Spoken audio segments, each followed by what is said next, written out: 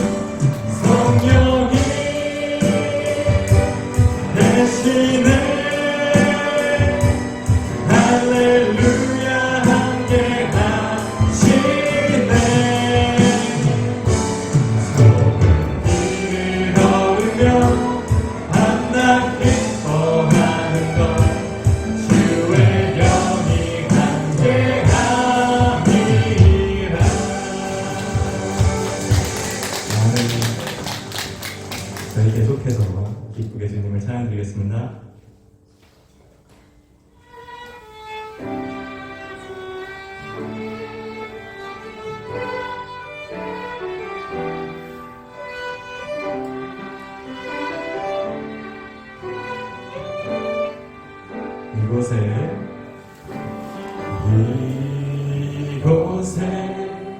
생명샘 솟아나 눈물 골짝 지나갈 때에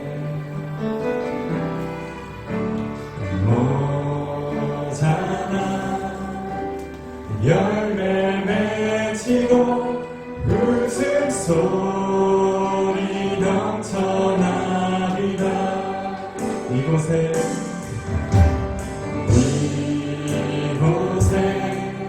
생명샘 솟아나 눈물 골짝 지나갈 때에 모자라 열매 맺히고 웃음소리 넘쳐나리라. 꽃들도 구름도 바람도 넓은 바다도 찬양하라 찬양하라 예수를. 하늘을 울리며 노래해 나의 영혼아 은혜의 주 은혜의 주 은혜의 주.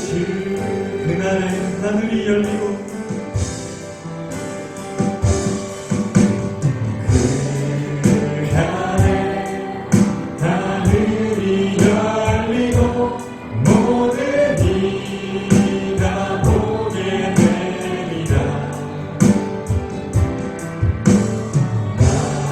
마침내 꽃들이 피고 영광의 주가 오시니. 다시 한번 고백하겠습니다. 그날에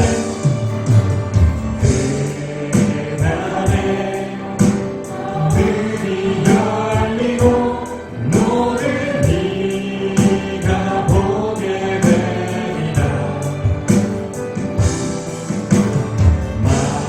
마침내 꽃들이 피고 영광의 주가 오시리라. 꽃들도 구름도 바람도 넓은 바다도 찬양하라 찬양하라 예수를.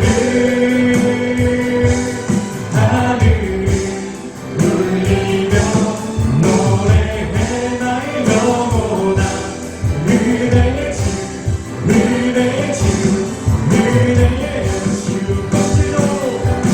꽃들도 구름도 바람도 넓은 바다도 찬양하라 찬양하라 예수를.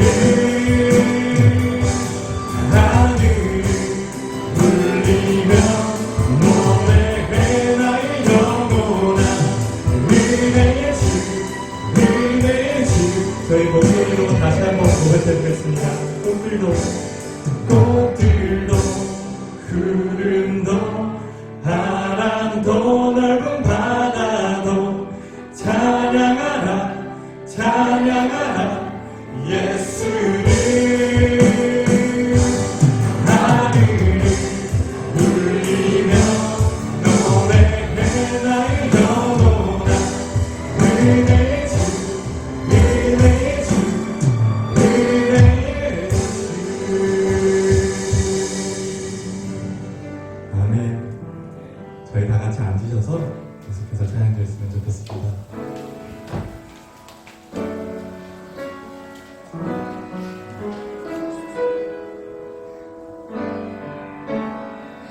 저희 주님만 의지하는 마음으로 다 같이 찬양 드리겠습니다.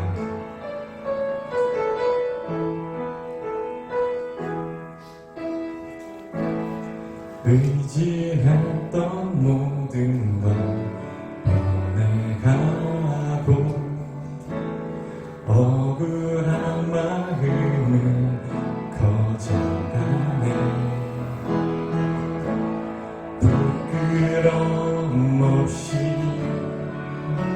살고 싶은 마음 주님 임하시네.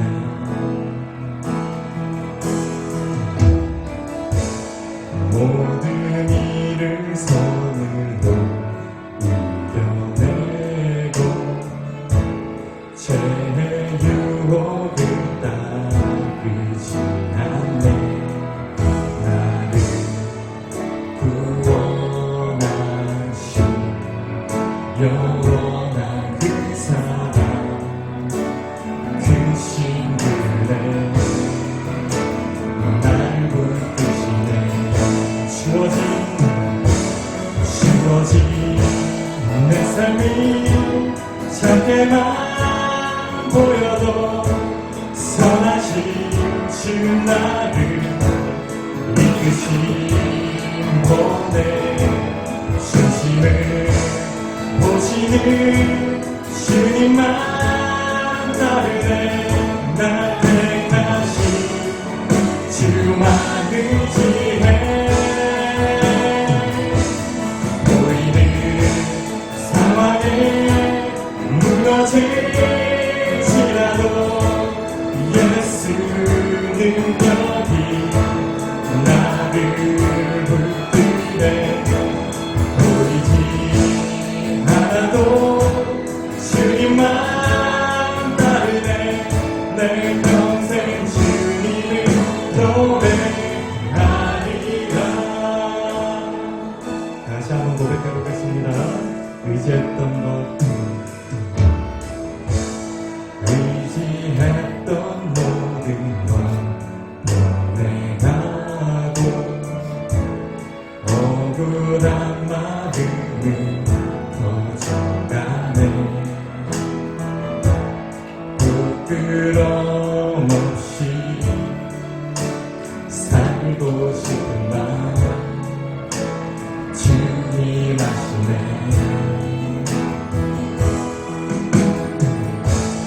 모든 일을 손으로 이겨내고 죄의 유혹을 따르지 않네.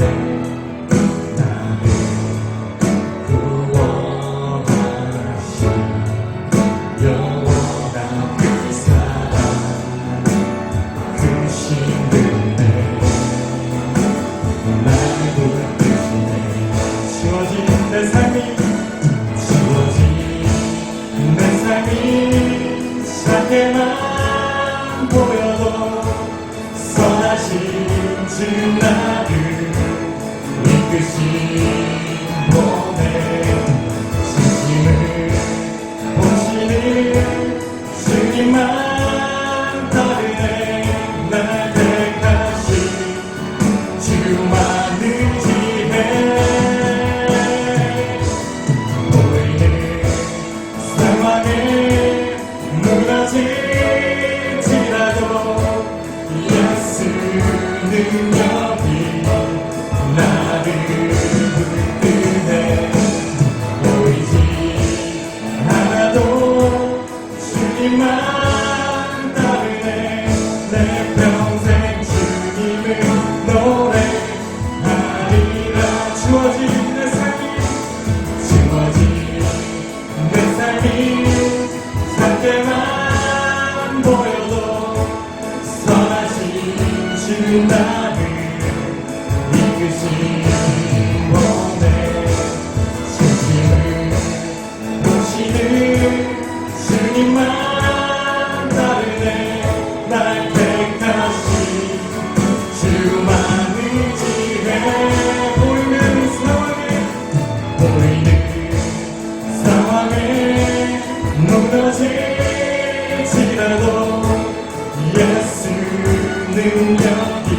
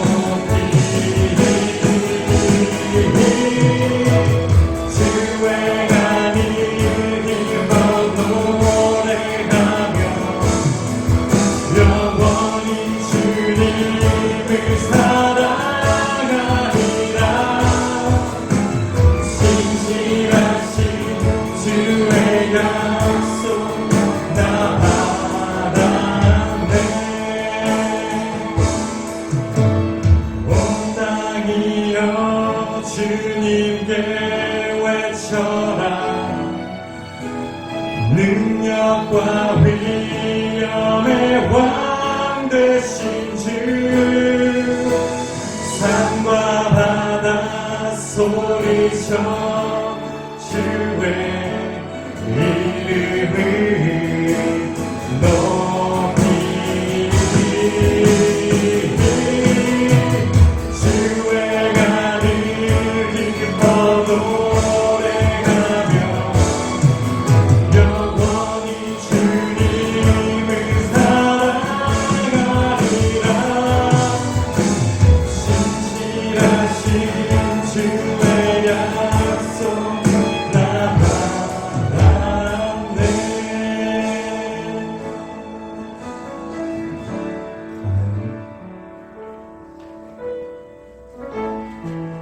하나님, 오늘도 이 예배를 허락해 주셔서 감사드립니다. 우리는 연약하고 우리의 힘으로 마주할 수 없는 일들이 너무나 많고 그 일들을 모두 하나님께 올려드립니다. 그로 인해서 마음에 힘든 것들을 다 주님께 내어드리고 이 시간 하나님께서 원하시는 예배가 될 수 있도록 여기 계신 분들의 마음을 어루만져 주시옵소서. 다 같이 기도하시겠습니다.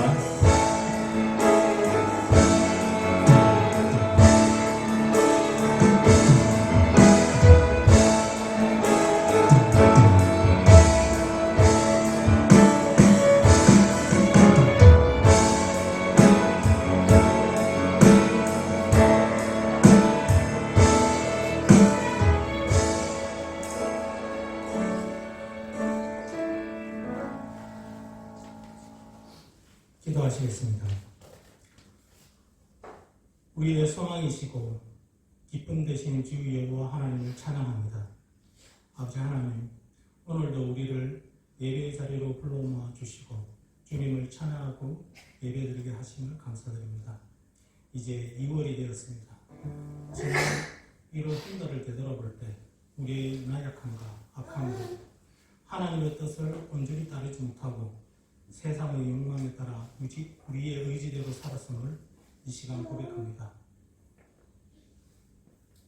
모든 죄악들을 용서하여 주시고 하나님의 긍휼로 우리가 하나님의 자녀로 그리스도의 향기를 내는 삶을 살아갈 수 있도록 저희를 인도하여 주시옵소서. 특별히 감사한 것은 주님이 사람을 보내시고 또 인도하시고 은혜 가운데 새생명 비전교회를 창립하시고 합의하시고 또 교단 등록 등 필요한 모든 절차들을 무사히 진행하게 하심을 감사드립니다. 아버지 하나님, 새생명 비전교회가 잃어버린 한 영혼을 귀하게 생각하고 전도와 선교와 구제에 앞장서며 잊지 않는 영혼들을 주님께 인도하여 침례주고 양육하여 제자 삼는 귀한 교회가 되도록 축복하고 인도하여 주시옵소서. 특별히 영적 지도자 되시는 우리 원성재 목사님을 위하여 기도합니다. 하나님의 지혜로 채워주시고 성령님께서 항상 동행하여 우리 지체들을 인도하시기에 부족함이 없도록 영적으로 풍성히 채워주시옵소서. 새생명 비전교회 예배당을 위해 기도합니다.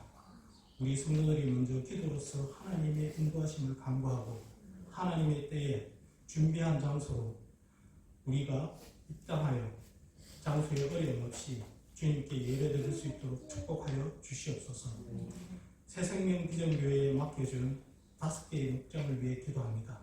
현재 진행되고 있는 목장 조정 작업 등을 통하여 더욱 강건한 목장들이 되고 맡겨진 영혼 구원의 사명을 잘 감당하여 많은 잃어버린 영혼들을 주님께 인도하여 아버지께 영광드리는 귀한 축복을 허락하여 주시옵소서. 특별히 목자 목령님들을 축복하시어 항상 기도와 말씀으로 인정하게 하시고 목장 리더로서 하나님이 맡겨줄 영혼 구원의 사역을 잘 감당할 수 있도록 인도하시고 축복하여 주시옵소서. 교회 안에 질병과 육체적인 어려움에 처한 지체들이 있습니다. 우리의 구원하신 주 예수 그리스도의 치유의 능력이 임하여 환우들을 안수하시고 치료받고 회복되게 인도하여 주시옵소서. 그리고 심령이 상한 영혼이 있습니다. 아버지께서 친히 위로하여 주시고 인플레와 불경기로 경제적 어려움을 당한 지체 물질적 필요를 공급하여 주시옵소서. 영혼구원을 위해 복음을 들고 세계 각국에서 선교하고 있는 선교사님 그리고 목장 선교사님을 위해 기도합니다. 선교사님들에게 크신 위로와 소망을 주시고 마땅치 않게 하시며 주님의 응답과 은혜로 영혼구원의 사역을 잘 감당할 수 있도록 인도하여 주시옵소서. 끝으로 우리 자녀들을 위하여 기도합니다. 우리 다음 세대가 건강하고 성실하며 말씀 앞에 바로 선 믿음의 앞날을 살아가고 요셉과 같이 하나님 나라의 확장과 하나님의 영광을 나타내는 삶이 되도록 축복하여 주시옵소서. 오늘 이 예배를 준비한 많은 손길들이 있습니다. 그들 사역에 축복하여 주시고 지치지 않게 하시며 풍성한 은혜로 채워 주시옵소서. 이제 말씀 앞에 나아갑니다. 성령님께서 이 예배에 임재하셔서 목사님께서 주님의 말씀을 대변할 때 우리가 결단하고 변화받는 귀한 축복의 시간으로 인도하여 주시옵소서. 이 모든 말씀 우리를 구원하신 주 예수 그리스도의 이름으로 기도드렸습니다. 아멘.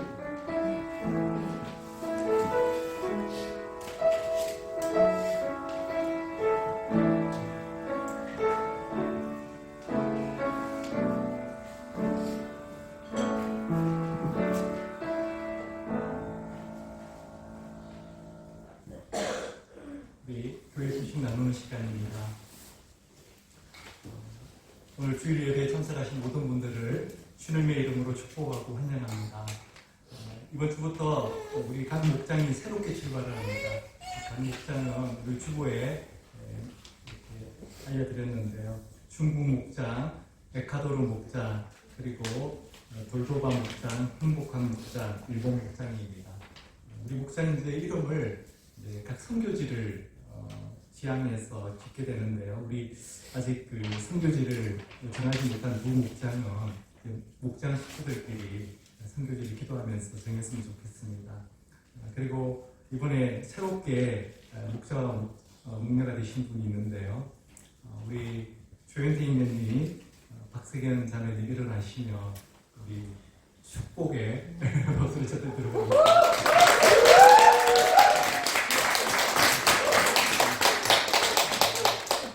어려운 결단을 하셨습니다. 제가 처음 공변에 드렸을 때는 못하시겠다고 하셨는데 시간을 달라고 하셨어요. 준비가 아직 안 됐어요. 결단해 주셔서 너무 감사드리고 하나님의 인도하심을 따라가는 두 분의 마음 가운데 하나님께서 분명히 축복하여 주시고 도와주시리라 그렇게 기대를 합니다. 그리고 우리 오늘 주성희 집사님 아버님 되시는 고 김인성 집사님 일주기 추모 예배가 오늘 저녁 6시에 주성희 집사님 댁에서 열립니다. 목장 식구들이 함께 참석할 예정입니다. 그리고 새로운 예배 처소를 위해서 계속 기도를 부탁드립니다. 그리고 이번 주 성경 통독은 레위기 끝장까지 그리고 민수기 9장과 1장에서 6장까지 말씀입니다. 오늘 우리 세레나가 같이 산책해 주는데 세레나 일어나면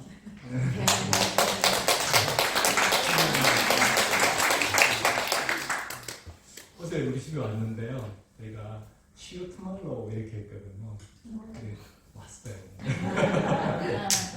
페이스북 나가봐서. 네. 그리고 우리 2월 달에는 상공부가 예정이 되어 있습니다. 언제 시작할지 곧 우리 운영위원회 분들과 이제 협의를 해서 공지를 할 텐데요. 여러분 마음의 준비를 해주시기 바랍니다. 가급적이면 많은 분들이 생명의 삶 그리고 새로운 삶 공부에 참여를 해주셨으면 하는 바람입니다. 저희 부부가 이제 최선을 다해서 삶 공부에 좀 집중할까 합니다. 그래서 많은 분들이 참석해 주길 바랍니다. 우리 다른 광고사항 없으면 다 일어나셔서 하늘의 문을 열어서 올려드리고 오늘 우리 교회 주신 말씀 공독하도록 하겠습니다.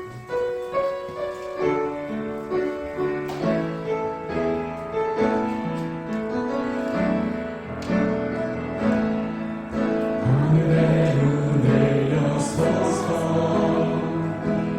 이곳을 주목하소서 주를 향한 노래가 꺼지지 않으니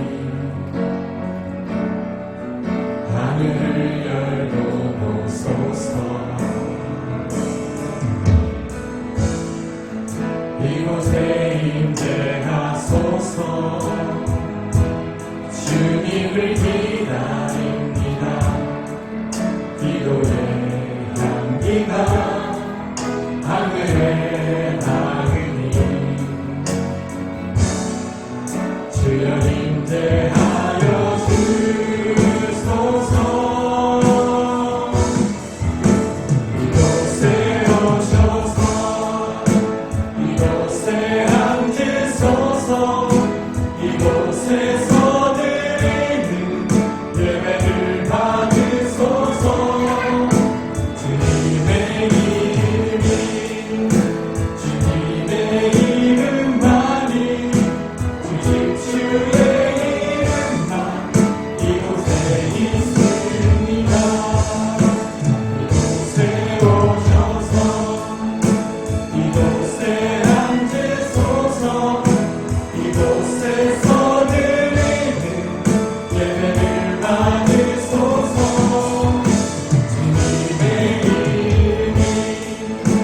주님의 이름만이 오직 주의 이름만 이곳에 있습니다. 아멘. 오늘 우리 새생명 비전교회에게 주시는 말씀 마태복음 22장 8절에서 14절 말씀입니다. 마태복음 22장 8절에서 14절 말씀 우리 한 목소리로 공독하도록 하겠습니다. 그리고 자기 종들에게 말하였다. 혼인잔치는 준비되었는데 초대받은 사람들은 이것을 받을 만한 자격이 없다. 그러니 너희는 내 거리로 나가서 아무나 만나는 대로 잔치에 청해오느라. 종들은 큰 길에 나가서 악한 사람이나 선한 사람이나 만나는 대로 다 데려왔다. 그래서 혼인잔치 자리는 손님으로 가득 차게 되었다. 임금이 손님들을 만나러 들어갔다가 거기에 혼인 예복을 입지 않은 한 사람이 있는 것을 보고 그에게 묻기를 이 사람아 그대는 혼인 예복을 입지 않았는데 어떻게 여기에 들어왔는가 하니 그는 아무 말도 하지 못하였다. 그때 임금이 종들에게 분부하였다. 이 사람의 손발을 묶어서 바깥 어두운 데로 내던져라. 거기서 슬피 울며 이를 갈 것이다. 부름받은 사람은 많으나 뽑힌 사람은 적다. 아멘. 우리 앉으시겠습니다. 아버지 하나님 감사드립니다. 오늘 이 예배 가운데 함께하여 주시옵소서. 하나님 아버지 우리 삶 가운데 무너진 것들이 있다면 오늘 이렇게 세워주시고 우리의 낙심한 마음, 좌절한 마음들 가운데 주님 힘을 주시고 또 새롭게 일을 시작할 수 있도록 하나님 저희들을 주장하여 주시고 인도하여 주시옵소서. 특별히 오늘 우리 김병건 목사님 한국에서 안전하게 무사히 잘 돌아올 수 있게 하여 주시네 감사드립니다. 특별히 오늘 또 이렇게 새롭게 목자 목녀로 세워주신 우리 조현태 형제님, 박승현 자매님을 축복합니다. 하나님 아버지 우리 목자 목녀님들이 모두 다 최선을 다해서 하나님을 잘 섬길 수 있도록 최선을 다해서 목장을 잘 섬길 수 있도록 하나님 그들의 생각과 마음을 온전히 주장하여 주시옵소서. 그래서 그들의 삶 가운데 하나님의 영광이 드러날 수 있도록 하나님의 일하심과 하나님의 도우심이 드러날 수 있도록 하나님 도와주시고 역사하여 주시옵소서. 오늘 말씀 가운데도 깨달음 주시고 이 깨달음대로 행하는 저희들이 될 수 있도록 결단하여 행하는 저희들이 될 수 있도록 인도하여 주옵소서. 이 모든 말씀 지금도 살아계시고 우리의 발걸음 가운데 역사하시는 예수 그리스도의 이름으로 기도드렸사옵니다. 아멘. 가만히 생각해 보니까요. 한글을 모르는 세레나가 오늘 무척 어려운 시간을 보내고 있는 것 같습니다. 근데 우리 인생길 가운데 그렇지 않습니까? 어떤 어려움이 오면요, 뜻이 있는 것입니다. 왜 그렇습니까? 우리 인생의 주인이 하나님이시기 때문에 그렇습니다. 하나님이 허락하시기 때문에 그 일도 우리 인생 가운데 있는 것입니다. 세레나가 한글밖에 없는 들 보면서 무슨 생각을 하고 있겠습니까? 한글 배워야 되겠다. 그런 생각하고 있을 것입니다. 오늘 이 시간에는 하나님이 진노하실 때라는 제목으로 함께 말씀을 나누겠습니다. 하나님이 진노하실 때라니까 제목이 좀 무섭지 않습니까? 좀 부담되시죠? 그러나 부담 갖지 마시고 끝까지 잘 들어주시기 바랍니다. 일반적으로 우리 하나님 믿는 사람들은요, 하나님은 사랑이시다라는 말씀은 잘 알고 있습니다. 근데 우리 하나님은 사랑의 하나님이신 동시에 진노의 하나님이시라는 것입니다. 구약을 살펴보면 하나님이 불같이 화를 내실 때 진노하시는 경우를 많이 볼 수가 있습니다. 근데 많은 성도들이 이것을 분명하게 이해하지는 못하기 때문에 신앙생활 하다가 어떤 어려운 일이 닥치거나 내가 하나님한테 좀 매를 맞는 것 같다 하는 그런 느낌이 들면 쉽게 낙심하거나 또 시험에 드는 경우가 있습니다. 근데 사실 하나님이 사랑의 하나님이시라는 것과 진노의 하나님이시라는 것은 서로 모순되는 개념이 아닙니다. 예를 들어서 우리 자녀들 우리가 얼마나 사랑합니까?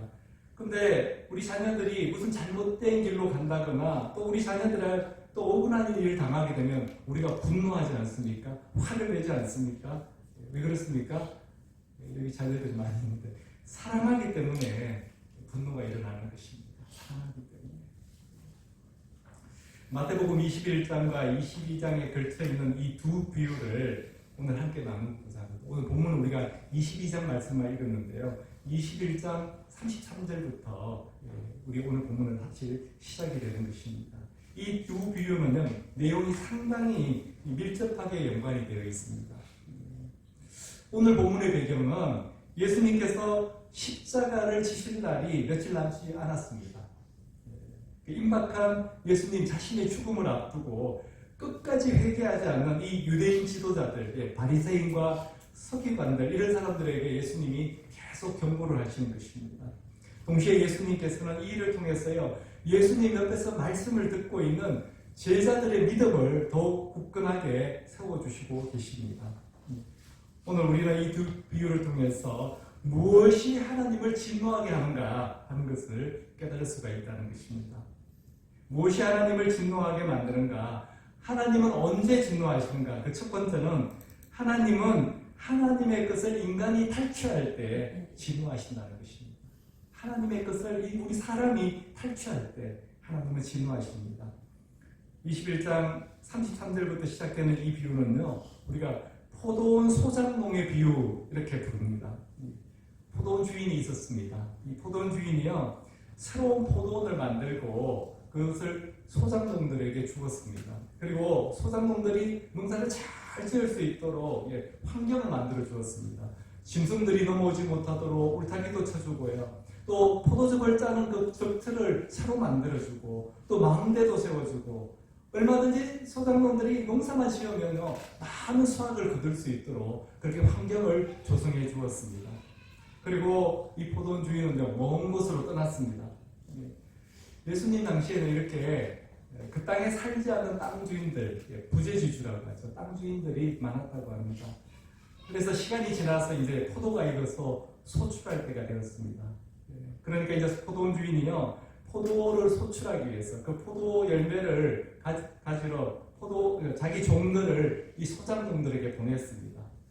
근데 이 소작농들이 주인이 보낸 사람들에게 험악한 일을 하는 겁니다. 그들을 붙잡아서 때리기도 하고 심지어 죽이기까지 했습니다. 그래서 그것을 알게 된 포도원 주인이 너무 놀라가지고 이번에는 더 많은 종들을 보냈는데요, 역시나 똑같은 일들이 일어나는 것입니다. 그러다 이번에는 주인이 마지막 기회라고 생각하고 누구를 보내느냐면요, 그 아들을 보냅니다. 그러면서 이번에는 다르겠지, 그래도 내 아들이니까 존중해 주겠지, 그런 기대를 했습니다.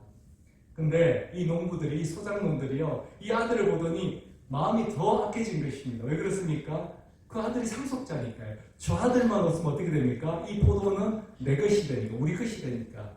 그래서 어떻게 합니까? 그 아들을 포도원 바깥으로 끌고 가서 그 아들을 죽여버립니다.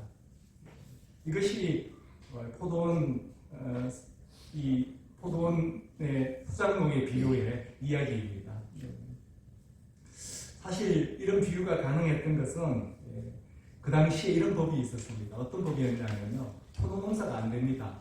근데 그게 3년 동안 안 되지 않습니까? 그래서 소작농들이 주인에게 그 소작료를 내지 못하면요, 이 땅은 주인 없는 땅이 되어버린다는 그런 법이 있었습니다. 그래서 종들은요, 이 소작농들은 소출이 있음에도 불구하고 그런 상황을 만들려고 그런 악행을 저지른 것입니다. 특별히 그 아들은 그야말로 상속자였기 때문에 이 아들마저 죽여버리면 이것이 우리 것이 될 것이다. 그래서 그 악행을 저지른 것입니다. 물론 이 예수님이 이 비유를 말씀하신 것은 이 비유에 나오는 주인은 하나님이시고 아들은 예수님이시고 그리고 주인이 보낸 그 종들은 선지자들이라는 것을 우리가 알 수가 있습니다. 예수님은 특별히 이 비유를 통해서 유대인들의 손에 의해서 예수님 자신이 성문 밖으로 쫓겨나서 그곳에서 죽음을 당할 것이다 하는 것을 예언하셨던 것입니다. 21장 40절에서 41절 말씀을 읽어보도록 하겠습니다. 이 말씀은요, 소작농들이 주인의 그 종들을 죽이고 그것도 모자라서 그 아들까지 죽인 다음에 예수님이 하시는 말씀입니다. 40절에서 42절 말씀입니다. 그러니 포도원 주인이 돌아올 때에 그 농부들은 어떻게 하겠느냐? 그들이 예수께 말하였다. 여기서 그들은요, 유대인 지도자들입니다. 유대인 지도자들에게 예수님이 이렇게 말씀하시는 것입니다. 그러니까 유대인 지도자들이 어떻게 이야기하느냐면요, 그 악한 자들을 가차없이 죽이고 제때의 소출을 바칠 다른 농부들에게 포도원을 맡길 것입니다. 예수께서 그들에게 말씀하셨다. 너희는 성경에서 이런 말씀을 읽어본 일이 없느냐? 집 짓는 사람의 버린 돌이 집 모퉁이의 머릿돌이 되었다. 이것은 주님께서 하신 일이요 우리 눈에는 놀라운 일이다. 예수님이 이 비유를 이야기했을 때 처음에 이 유대인 지도자들은 자기들에게 하시는 말씀인 줄을 몰랐던 것입니다. 그래서 어떻게 이야기합니까? 그 주인이 악한 농부를 다 처단해버리고 그 포도원을 다시 새로운 사람들에게, 충성스러운 새로운 사람들에 넘겨줘야 된다고 그렇게 대답을 했던 것입니다. 그러자 43절에서 예수님께서 드디어 그들에게, 유대인 지도자들에게 이렇게 말씀하고 계십니다. 그러므로 나는 너희에게 말한다. 하나님께서는 너희에게서 하나님의 나라를 빼앗아서 그 나라의 열매를 맺는 민족에게 주실 것이다. 예수님 지금 말씀하시는 내용이 뭡니까? 이제까지는 이 하나님 나라의 역사의 주인공이 바로 너희들, 유대인들이었는데 이제는 다른 민족으로 하나님 나라의 주연 배우들을 삼을 것이다. 주연 배우들이 다 바뀔 것이다. 그렇게 말씀하시는 것입니다. 이 유대인들이 이야기 듣고 무척 기분이 상했던 것입니다. 그래서 예수님을 체포하려고 했는데 이미 예수님을 따르는 사람들이 너무 많았기 때문에 그렇게 하지 못했다 하는 것이 바로 이 포도원 소작농의 비유의 스토리입니다. 우리는 이 비유를 통해서 이 포도원 주인으로 묘사된 하나님께서 언제 진노하시는지를, 언제 불같이 화를 내시는지를 분명히 알 수가 있습니다. 언제입니까? 하나님의 것을 탈취할 때 하나님은 진노하신다는 것입니다. 하나님의 것을 탈취할 때 하나님의 것을 가로채는 사람들을 하나님 그냥 두시지 않는다는 것입니다. 반드시 심판하신다는 것입니다. 그리고 그들에게 주었던 그 특권과 지위를 빼앗아서 다시 새롭게 하나님을 신실하게 섬길 사람들에게 넘겨주신다는 이야기입니다. 이 말씀은 1차적으로는 그 당시 이스라엘 사람들에게 주시는 경고였지만요. 그러나 이 시대를 살아가는 우리들에게도 하나님이 주시는 경고이기도 하다는 것입니다. 우리가 가지는 모든 것의 소유권이 하나님께 있다는 것을 알고 있습니다. 근데 그것을 가끔은 망각하고요. 그것이 내 것이냐, 내가 주인 있는 행세를 한다는 것입니다. 그럴 때 우리 하나님은 분노하신다는 것입니다.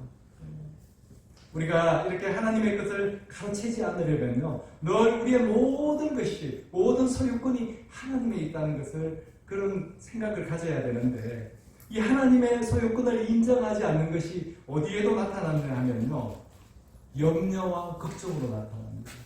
여러분, 저도 자유롭지 못합니다. 염려와 걱정 늘 하지 않습니까? 왜 우리가 염려와 걱정하는 것입니까? 내가 내 인생을 책임져야 되기 때문에 그렇습니다. 그것은 다른 말로 내 인생의 주인이 여전히 나타나는 것입니다. 내가 내 인생의 주인이니까 끝까지 내 인생을 책임지려니까 그 인생이 얼마나 힘듭니까? 얼마나 고달픕니까? 염려와 걱정이 얼마나 많이 생기는 것입니까? 근데 이것은 잘못됐다는 것입니다. 잘못됐다는 것입니다. 우리는요, 하나님께서 청지기로 살아가라고 이 세상에 보내주신 것입니다. 우리는 지금 이 세상에서 청지기로 이 세상을 살아가고 있다는 것입니다. 그것은 무슨 말이냐? 우리의 모든 소유권이 하나님께 있다는 것입니다. 청지기라는 것은 쉽게 말씀드리면 매니저입니다. 매니저, 사업하시는 분들 매니저 두고 계시잖아요. 매니저. 청지기란 하나님이 맡겨주신 것을요, 잘 관리하는 직분입니다. 그리고 하나님이 맡겨주신 일을 하나님의 뜻대로, 내 뜻이 아니라 하나님의 뜻대로 잘 수행하는 것입니다. 내 이익을 구하지 않고 오직 하나님께 영광을 돌려드리는 것이 바로 청지기의 삶이라는 것입니다. 우리는 청지기로 이 세상을 살아가고 있는 것입니다. 누나 괜찮아요? 네, 괜찮습니다. 우리 신약시대 때 교회는 다르겠습니다. 할아버지, 아버지, 자녀, 손자, 손녀들까지 다 이렇게 예배드리는 게 신약교회일 수도 있습니다. 사실 아무리 생각해도 내 것이 없습니다. 그렇지 않습니까? 왜 그렇습니까? 우리가 하나님 나라에 갈 때 다 두고 가야 되기 때문에 그렇습니다. 오늘 이렇게 새롭게 목자 목녀의 직분에 서게 된 분들도 계신데 우리 목자 목녀님들 가장 바라는 것이 무엇입니까? 목장의 부모입니다. 우리 목장님 잘 되는 것, 부흥하는 것, 그거 가장 바라는 것인데요. 우리 목자 목녀님들이 꼭 기억하셔야 될 것이 있습니다. 그것은요, 무엇보다 저도 바라는 일입니다. 우리 교회가 부흥하는 게 저도 바라고 있거든요. 저한테도 꼭 기억해야 될 것입니다. 그것은 바로 목장의 주인이, 이 교회의 주인이 내가 아니라는 것입니다. 우리는 청지기이기 때문에 그렇습니다. 우리 목장의 주인은, 우리 교회의 주인은 하나님이시라는 것입니다. 예수님이시라는 것입니다. 그래서 목장의 승패, 교회의 부흥은 나한테 달린 것이 아니라 하나님께 달렸다는 것입니다. 하나님께. 우리가 하나님의 일을 할 때, 그래서 늘 기억해야 될 것이 뭐냐면, 내가 주인이 아니라 나는 청지기라는 것입니다. 청지기. 우리가 자녀들 키울 때도 그렇지 않습니까? 우리 자녀들 하나님께서 이 세상 사는 동안에 나에게 잠깐 맡겨주신 것입니다. 우리 자녀들은요, 내 것이 아니라는 것입니다. 하나님의 자녀들이라는 것입니다. 만약에 그것을 우리가 온전히 깨닫고 있다면요, 내 뜻대로 우리가 자녀들을 키우려고 하지 않는다는 것입니다. 우리 자녀들을 향한 하나님의 뜻이 온전히 이루어질 수 있도록 우리 자녀들을 양육해야 한다는 것입니다. 그렇다면 어떻게 해야 됩니까? 우리 자녀들에게 각자에게 하나님이 주신 은사가 있다는 것입니다. 기프트가 있다는 것입니다. 그것이 점점 개발될 수 있도록, 그것이 발견될 수 있도록 도와주고, 정말 우리가 부모가 이루지 못한 꿈을 우리가 자녀들을 통해서 이루려고 하지 말고 온전히 하나님의 뜻이 우리 자녀들에게 이루어질 수 있도록 우리는 돕는 자리에 있어야 된다는 것입니다. 돈도 마찬가지지 않습니까? 성경에서 하나님의 것을 가로챈다는 말이 아주 명확하게 써 있는 데가 한 군데 있는데 그것이 바로 말라기 3장 8절 9절 말씀입니다. 제가 읽어드리도록 하겠습니다. 사람이 하나님의 것을 훔치면 되겠느냐? 그런데도 너희는 나의 것을 훔치고서도 우리가 주님의 무엇을 훔쳤습니까? 하고 되묻는구나. 11조와 헌물이 바로 그것이 아니냐. 너희 온 백성이 나의 것을 훔치니 너희 모두가 저주를 받는다. 하나님께서 11조와 헌물을 바치라고 하는 것은 하나님이 부족해서가 아닙니다. 하나님은 뭐가 부족하시겠습니까? 하나님이 받기 원하시는 것은 우리의 마음입니다. 우리의 믿음입니다. 우리가 하나님 앞에 드리는 제물을 통해서 돈이 우리 인생의 주인이 아니다는 그 믿음의 고백을 우리는 하나님께 드린다는 것입니다. 믿음의 표현이라는 것입니다. 하나님께서는 그것을 받으셔서 어떻게 하십니까? 하나님이 쓰십니까? 새로운 축복, 우리 인생 가운데 축복을 주시기 위해서 그것을 씨앗으로 삼으신다는 것입니다. 우리를 위한 씨앗으로 삼으신다는 것입니다. 아브라함이 100세의 아들을 얻었습니다. 이삭을 얻었는데요. 눈에 넣어도 아프지 않은 그 아들, 하나님 어떻게 하라고 하십니까? 바치라고 하십니다. 근데 아브라함이 결단을 합니다. 하나님께 바쳤습니다. 근데 하나님 받으셨어요. 근데 그냥 받으셨습니까? 아니죠. 그냥 다시 돌려주셨습니다. 다시 돌려주셨어요. 근데 그냥 돌려주셨습니까? 하나님이 약속하신 대로요. 하늘의 별처럼 바다의 모래처럼 온 세상 믿음의 조상이 되는 그런 축복을 이삭의 후손 이삭을 통해서 주신 것입니다. 그렇습니다. 우리는 말로는 하나님이 우리의 주인이시라고 예수님이 내 인생의 주님이라고 고백을 하지만 실제로는 내가 주인 노릇하는 부분이 얼마나 많은지도 모릅니다. 그때 우리는 이것을 알아야 됩니다. 우리가 내 인생의 주인 노릇을 하면요, 내 인생이 망가진다는 것입니다. 내 인생이 방황한다는 것입니다. 내 인생이 안 풀린다는 것입니다. 왜냐하면 우리 인생을 끌고 가시는 분, 우리 인생의 지도가 되시는 분은 바로 예수님이시기 때문에 그렇습니다. 예수님이 뭐라고 그러셨냐면요, 내가 곧 길이요라고 했습니다. 내가 곧 길이다. 내가 길이라고 했습니다. 근데 그 예수님을 붙들고 가지 않으니까, 그 예수님을 쫓아가지 않으니까 내 인생이 방하고 내 인생이 꼬이고 내 인생이 힘들게 된다는 것입니다. 자꾸 엉뚱한 길로 가게 된다는 것입니다. 우리가 스스로 생각하는 것보다 훨씬 더 많이 하나님의 것을 가로채면서 살아가고 있다는 것입니다. 정말 이것을 우리가 하나님께서 우리 모두에게, 저와 여러분 모두에게 좀 깨닫게 해주셨으면 좋겠다 하는 생각을 오늘 하게 됩니다. 두 번째로, 언제 하나님이 진노하실까? 하나님의 초청을 거절할 때 하나님은 진노하신다는 것입니다. 하나님의 초청을 거절할 때. 두 번째 비유는 22장 1절부터 14절까지 있는 비유인데요. 이 비유를 통해서 이 비유를 우리는 혼인잔치의 비유 이렇게 이야기를 합니다. 혼인잔치의 비유. 어느 나라에 왕이 있었습니다. 근데 이 왕이 자신의 아들 왕자의 결혼식을 준비했습니다. 그리고 그 결혼잔치를 준비하고 난 다음에 많은 사람들을 초대했습니다. 다른 사람도 아니고 왕이 베푸는 왕의 아들의 잔치니까 얼마나 성대하게 준비를 했겠습니까? 초대받은 사람도 아마 많았을 것입니다. 근데 놀랍게도 왕의 초대를 받은 사람들이 한 사람도 안 오는 겁니다. 한 사람도. 3절에서 6절 말씀 제가 읽어드리도록 하겠습니다. 임금이 자기의 종들을 보내서 초대받은 사람들을 잔치에 불러오게 하였는데 그들은 오려고 하지 않았다. 그래서 다시 다른 종들을 보내며 이렇게 말하였다. 초대받은 사람들에게로 가서 음식을 다 차리고 황소와 살찐 짐승을 잡아서 모든 준비를 마쳤으니 어서 잔치에 오시라고 하여라. 그런데 초대받은 사람들은 그 말을 들은 척도 하지 않고 저마다 제갈 곳으로 떠나갔다. 한 사람은 자기 밭으로 가고 한 사람은 장사하러 갔다. 그리고 나머지 사람들은 그의 종들을 붙잡아서 모욕하고 죽였다. 이 왕의 초대를 받은 사람들이요, 그 잔치에 응하지 않았던 것은 왕이 어려워서 그 자리가 부담스러워서 안 간 것이 아니라요, 왕을 무시했기 때문에 안 간 것이라는 것입니다. 왕을 무시했기 때문에. 왜 그러냐면요, 5절에 보면 그 말을 들은 척도 하지 않았다고요. 그 말을 들은 척도 하지 않았다. 완전히 이 왕의 명령을 완전히 무시해버린 것입니다. 왕의 초대를 완전히 무시한 것이었습니다. 근데 우리가 지금도 바이든 대통령이 우리를 초대한다고 한번 생각을 해보십시오. 모든 스케줄 다 밀어놓고 그 대통령의 초대에 응하지 않겠습니까? 이렇듯 이 왕의 초대는 특권이라는 것입니다. 특권이면서 꼭 응해야만 되는 의무라는 것입니다.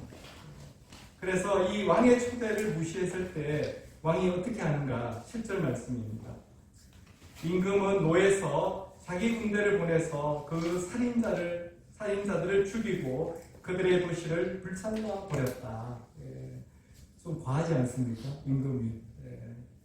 근데 먼저 왕의 초대를 받은 사람들이 이 임금이 왕이 보낸 자를 죽여버렸기 때문에 왕은 이렇게 한 것입니다. 왕을 무시했기 때문에. 여기에 나오는 왕은 물론 우리가 아는 대로 하나님이십니다. 하나님. 근데 사실은 이게 수사법상 일종의 과장법을 사용한 것입니다. 그만큼 우리 하나님이 화가 나셨다, 진노하셨다. 하나님의 진노가 크다는 것을 표현해 주기 위해서 이렇게 말씀하는 것입니다. 그러므로 우리가 하나님이 부르시는데 응하지 않는다는 것은 하나님을 무시하는 큰 죄를 범하는 것이라는 것입니다.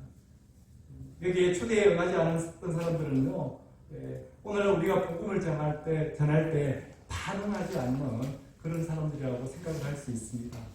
또 우리는 그 하나님의 초대장을 전달하는 그런 역할을 하는 사람들입니다. 메신저 역할을 한다는 거죠. 그래서 그들이 그렇게 응답하지 않는 데는 우리들의 책임도 있다는 것입니다. 우리들의 책임. 이 메신저의 책임도 있다는 것입니다. 왜 그렇습니까? 우리는 이미 왕의 초대를 받았던 사람들입니다. 이 왕의 초대를 받았던 사람들이요. 어떤 사람들입니까? 왕이 기대를 하는 삶을 살아야 되는 사람들이었다는 것입니다. 그런데 우리의 삶을 통해서 왕의 초대를 받았던 사람이라고 보이지 않으니까 우리가 그 초대장을 들고 가더라도 그 초대장을 무시하는 것입니다. 거절하는 것입니다. 우리의 삶 속에서 세상 사람들과 다른 무엇이 없다면 우리 손에 들린 그 하나님의 초대장은요, 우리 교회 나와라는 광고 전단지에 불과하다는 것입니다. 우리의 삶 속에서 예수님이 보이지 않는다면 모든 것이 헛것이라는 것입니다. 예수 믿는 사람은 뭐가 달라도 좀 달라 하는 그런 말을 들어야 한다는 것입니다. 저 집 아이들 보니까요, 저 집 부모님들 참 괜찮은 분이겠구나. 이게 바로 하나님의 초대장이 된다는 것입니다. 마지막으로 하나님은 언제 분노하시나? 하나님은 자기의 의를 내세우는 사람에게 진노하십니다. 자기의 의를 내세우는 사람들에게 하나님은 진노하십니다. 이 초대받은 사람들이 모두 거절했을 때 왕이 아주 크게 노했습니다. 진노했습니다. 그래가지고 자기 종들에게 또 이렇게 명령합니다. 8절부터 10절 말씀입니다. 그리고 자기 종들에게 말하였다. 혼인잔치는 준비되었는데 초대받은 사람들은 이것을 받을 만한 자격이 없다. 그러니 너희는 네거리로 나가서 아무나 만나는 대로 잔치에 청해오느라. 종들은 큰 길로 나가서 악한 사람이나 선한 사람이나 만나는 대로 다 데려왔다. 그래서 혼인잔치 자리는 손님으로 가득 차게 되었다. 손님으로 가득 차게 되었습니다. 혼인잔치 자리가. 여기서 네거리로 나갔다, 큰 길로 나갔다는 것은요, 많은 사람들을 데리고 오기 위해서 거리로 나간 것입니다. 이 당시 네거리의 큰 길에 가보면요, 구걸하는 사람들이 많았다고 합니다. 가난한 사람들이 많이 있었다고 합니다. 아마 왕이 처음 초대한 사람들은요, 아마 고관 대작들이었거나 사회적으로 명성이 있는 지위가 높은 사람들이었을 것입니다. 근데 하나같이 왕의 초대를 거절하니까 이번에는 왕이 어떻게 합니까? 자격을 따지지 않고 사람들을 데리고 오라고 합니다. 선한 사람이나 악한 사람이나 만나는 대로 다 데려와라. 그 결과 어떻게 됐습니까? 혼인잔치 자리가 손님으로 가득 차게 되었다는 것입니다.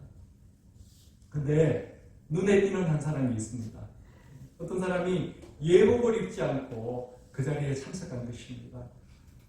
이 당시 이 문헌을 연구한 학자들의 이야기에 의하면요, 당시에 왕이 잔치 자리를 열고 사람들을 이렇게 초대했을 때 왕이 제공하는 예복을 다 입고 들어와야 됐다고 합니다. 왜냐하면요, 특히 오늘 같은 이 상황에서는 그 네거리에 있는 사람들은 가난하고 고단한 자들입니다. 그러니 그들의 몸에서 냄새도 나고요, 지저분한 것도 보이고 그렇지 않겠습니까? 그래서 왕이 예복을 제공하면요, 그 사람들의 그 더러운 모습, 그것을 다 예복으로 가렸다는 것입니다. 냄새도 좀 덜 나게 가리고요, 지저분한 것도 안 보이게 그렇게 그 예복을 입고 그 약점을 다 가려주었다는 것입니다. 그래서 모든 사람들이 그 예복을 다 입고 참석을 했는데 한 사람만 안 입었다는 것입니다. 그래서 왕이 그에게 묻습니다. 너는 왜 예복을 입지 않고 왔느냐? 그랬더니 그 사람이 아무 말도 못하는 겁니다. 그렇다면 이 예복은 무엇을 의미하는 것입니까? 크게 두 가지 의견이 있는데요. 하나는 우리의 믿음입니다. 믿음.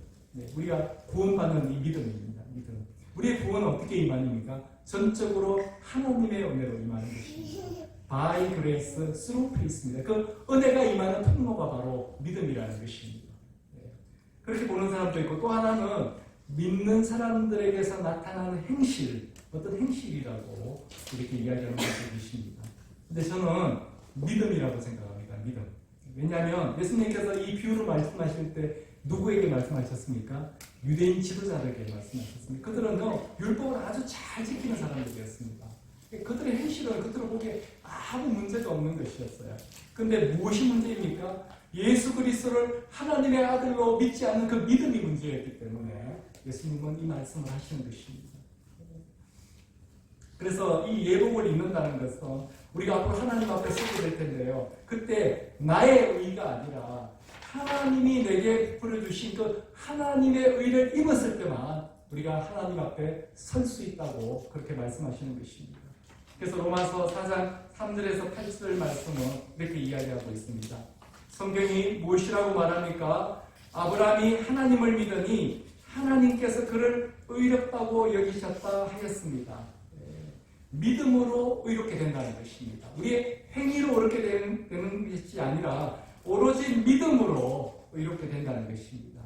일을 하는 사람에게는 품삯을 은혜로 주는 것으로 치지 않고 당연한 보수로 주는 것으로 생각합니다. 일하는 사람은 당연히 보수를 받아야 된다는 것입니다. 그러나 경건하지 못한 사람을 의롭다고 하시는 분, 경건하지 못한데도 의롭다고 하는 분이 계시다는 것입니다. 그분이 누구십니까? 하나님. 하나님을 믿는 사람은 비록 아무 공로가 없어도 그의 믿음이 의롭다고 인정을 받습니다. 우리의 공로, 우리의 행위로 의롭게 되는 것이 아니라는 것입니다. 믿음으로 의롭게 되는 것이라는 것입니다. 그래서 행한 것이 없어도, 우리의 공로가 없어도, 우리가 어떤 일을 하지 않아도 하나님께서 의롭다고 여겨주시는 사람이 받을 복을 다윗도 다음과 같이 말합니다. 다윗이 어떤 복이신가를 이야기해 주는데요. 이렇게 이야기합니다.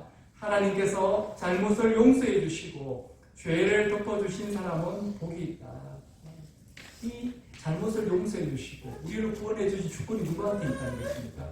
하나님께 있다는 것입니다. 하나님은 우리의 과거의 죄, 현재의 죄, 미래의 죄까지 다 용서해 주셨다는 것입니다. 그 죄를 다 덮어주셨다는 것입니다. 그래서 구원받은 자가 복이 있다는 것입니다. 믿음으로 의롭게 된다는 것입니다. 우리의 공로가 아니라, 우리의 행위가 아니라 하나님이 주시는 의, 그 믿음으로, 그 하나님을 믿는 믿음으로 이렇게 된다는 것입니다. 그렇다면 이날 예복을 입지 않고 참석한 이 사람은 어떤 사람입니까? 이 사람은요, 자기 자신의 있는 모습 그대로 괜찮다고 생각한 사람입니다. 나는 충분히 의롭다고 생각했던 사람입니다. 내 의로도 하나님 나라에 들어갈 수 있다고 착각한 사람이었습니다. 근데 성경은 어떻게 말씀합니까? 의인은 없다, 한 사람도 없다고 성경은 말씀하고 있습니다. 우리도 사실 살펴보면요, 남들한테 내세울 의가 이 좁쌀만큼은 있습니다. 그렇지 않습니까? 우리 안에 의로움이 있습니다. 그러나 그 의로움보다요, 우리가 갖고 있는 죄는 태산 같다는 것입니다. 어떻게 이 좁쌀하고 태산을 비교할 수가 있겠습니까? 하나님의 의가 아니면 그 태산 같은 죄 용서받을 수가 없다는 것입니다. 우리의 의로는요, 천국에 들어갈 수가 없다는 것입니다. 하나님이 입혀주시는 의의 옷을 입어야만 우리는 천국에 들어갈 수가 있다는 것입니다. 근데 이 예복은요, 믿음을 의미하는 것이 맞습니다. 그러나 동시에 이 예복은요, 믿음으로 거듭난 사람의 행위가 그 안에 포함되어 있다는 것입니다. 내가 늘 성경 공부하며 말씀드리는 거 있습니다. 진짜 구원받은 자는 진짜 변한다는 것입니다. 이 믿음으로 거듭난 사람, 그 사람의 삶 가운데는요, 반드시 구원받은 자로서의 삶의 모습이 있다는 것입니다. 삶의 열매가 있다는 것입니다. 요한계시록 19장 7절 8절은 이렇게 말씀하고 있습니다. 기뻐하고 즐거워하며 하나님께 영광을 돌리자. 어린 양의 혼인날이 이르렀다. 그의 신부는 단장을 끝냈다. 신부에게 빛나고 깨끗한 모시옷을 입게 하셨다. 이 모시옷은 성도들의 의로운 행위다. 우리는 결국 천국에 가게 될 것입니다. 그런데 우리가 천국에 가면 혼인잔치가 기다리고 있습니다. 그때 우리는요, 예수님의 신부로서 그 혼인잔치에 참석하게 된다는 것입니다. 그때 우리는요, 빛나고 깨끗한 모시옷을 입게 된다고 합니다. 빛나고 깨끗한 모시옷. 근데 이 빛나고 깨끗한 모시옷을요, 성경은 성도들의 의로운 행위다 이렇게 이야기하고 있습니다. 성도들의 의로운 행위. 진짜 구원받은 자는 진짜 변한다는 것입니다. 우리가 예수 그리스도 믿고 우리의 삶이 변화된 것은요, 이게 구원의 조건이 아니고요, 구원의 당연한 결과, 구원의 당연한 열매라는 것입니다. 저는 오늘 우리에게 주신 말씀을 우리 각자의 삶에 적용했으면 좋겠습니다.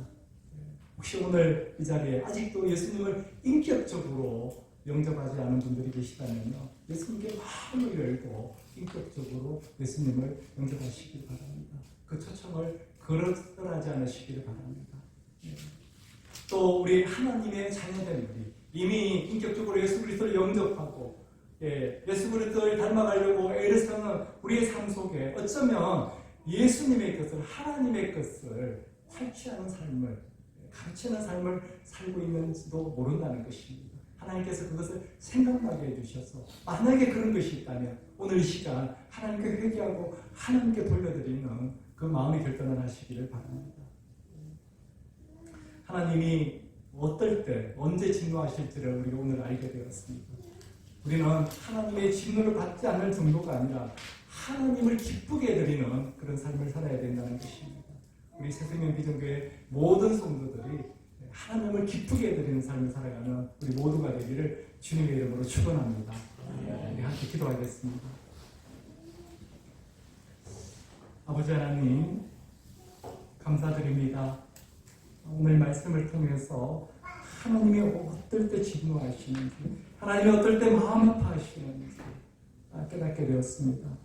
저희들 하나님의 자녀로서 하나님의 마음을 아프지 않게 되는 저희들 될 수 있도록, 하나님이 분노하시지 않게 되는 저희들이 될 수 있도록 저희들의 생각과 마음을 늘 주장하여 주시옵소서. 저희들의 삶 가운데 예수 그리스도의 삶을 닮은 모습이 나타날 수 있도록 저희들을 주장하여 주시고 인도하여 주시옵소서. 오늘 말씀 깨닫게 하여 주시면 감사드립니다. 이 말씀 깨달은 대로 살아가는 저희들 될 수 있도록 은혜 베풀어 주시옵소서.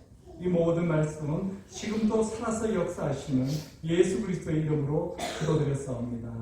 아멘. 오늘 이 말씀 생각하면서 우리 하나님의 은혜로 올려드리도록 하겠습니다.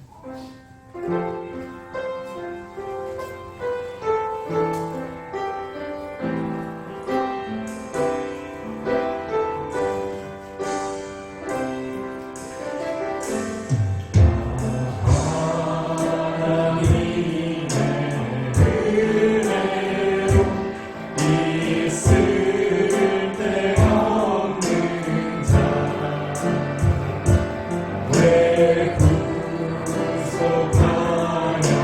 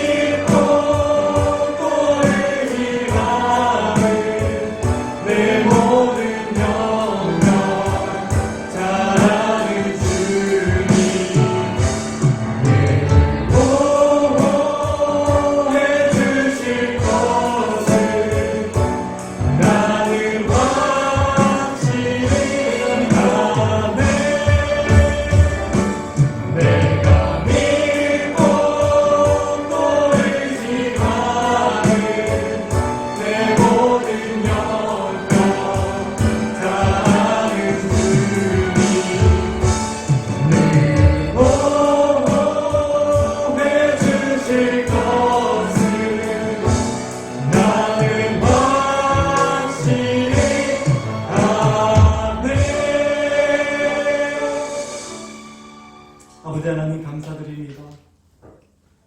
정말 우리의 모든 형편을 다 알고 계시는 우리 아버지께서 지금도 우리 삶에 함께 하셨어요.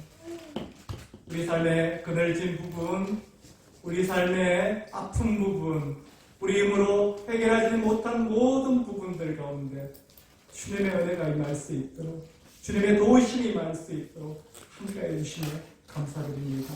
하나님, 오늘 또 주님만을 의지하는 저희들 될 수 있도록, 주님을 닮아가는 저희들 될 수 있도록 인도하여 주시옵소서, 붙들어 주시옵소서, 주장하여 주시옵소서.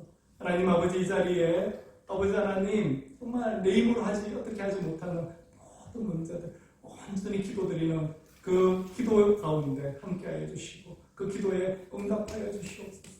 아버지 하나님, 오늘 또 이 자리에 참석하지 못한 하나님 성도들이 있습니다. 그들의 삶 가운데 함께하여 주시고 하나님의 하나님 되심을 그들의 삶 가운데 나타내 주시옵소서.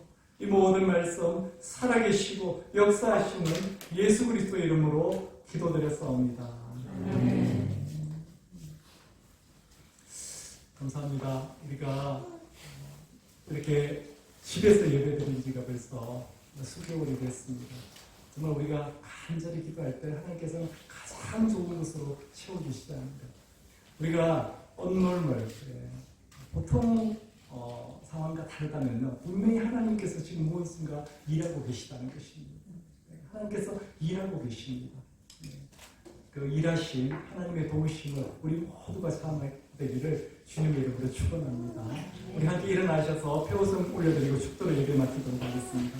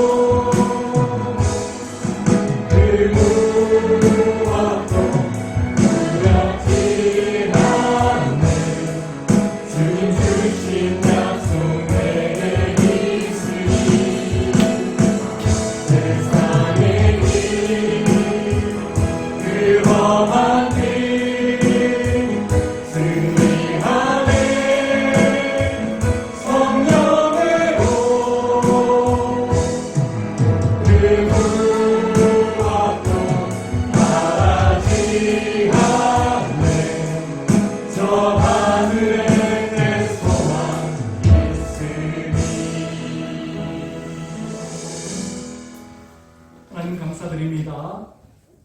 오늘 이렇게 예배드릴 수 있는 귀한 마음 허락하여 주시네 감사드립니다. 말씀 통해서 깨달을 수 있는 귀와 마음을 허락하여 주시니 감사드립니다. 하나님 아버지, 오늘 깨달은 말씀대로 결단하는 저희들 될 수 있도록 주장하여 주시고 인도하여 주옵소서. 지금은 우리 주 예수 그리스도의 크신 은혜와 하나님 아버지의 놀라우신 사랑과 성령의 인도하신 보호하심이 오늘 이 자리에 있는 모든 성도들 머리 위에, 그리고 그 가정과 일터 위에 사역 가운데 지금부터 영원히 함께 하시기를 주님의 이름으로 축원하옵나이다. 아멘.